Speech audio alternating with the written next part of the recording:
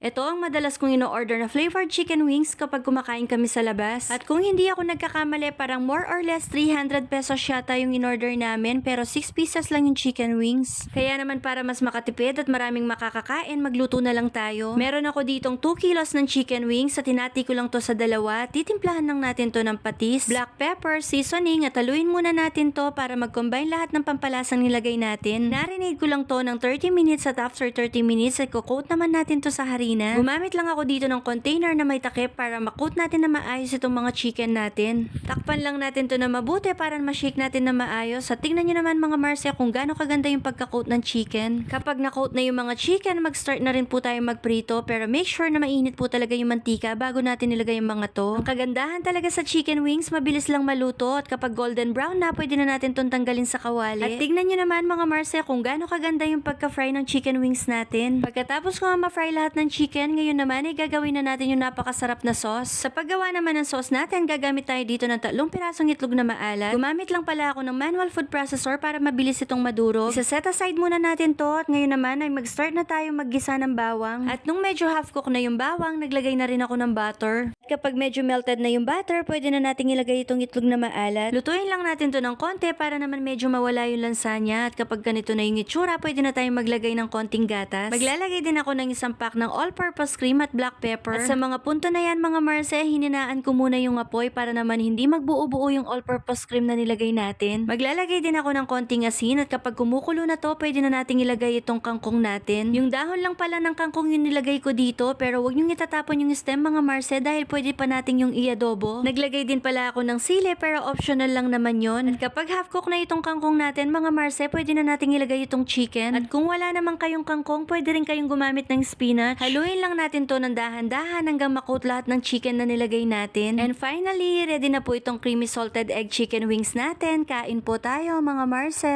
O diba, hindi mo na kailangan pumunta sa resto para lang makakain ng ganito. Kaya ano pang ginagawa nyo mga Marce, itry nyo na rin itong ganitong recipe. Kung sa makakatipid ka na, marami pang makakakain. Kayo ba mga Marce, anong ulam nyo ngayon? Paki-comment down below naman para magka-idea ako. At kung nagustuhan mo naman ang video na to, paki-like and share mo na rin. Paki-follow na rin po ang page ko para palagi kayong updated. Salamat! Kain po tayo!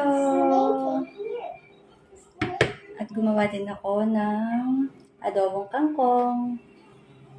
Ito yung stem kanina na galing sa kangkong. Yung stem ng kangkong. Tignan muna natin.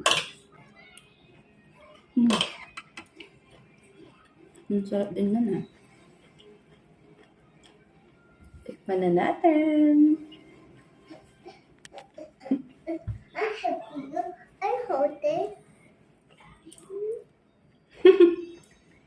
I hold Ang it. sarap. I hold it.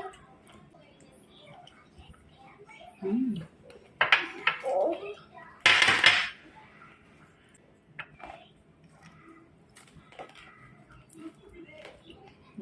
Ew.